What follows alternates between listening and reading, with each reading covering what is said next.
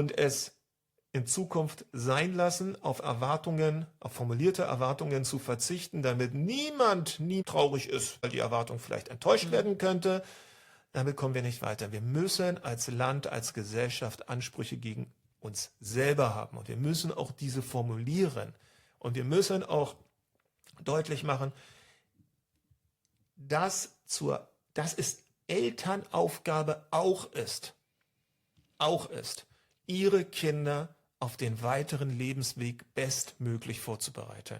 Und ja, dann gibt es Eltern, die können das besser und es gibt Eltern, die können das weniger gut. Und natürlich sollen Eltern, die das weniger gut können oder aufgrund von Sprachbarrieren oder was weiß ich, es fast gar nicht können, diese sollen gerne mit unterstützenden Angeboten an die Hand genommen werden. Aber am Anfang von allem muss eine klare Erwartungshaltung kommuniziert werden.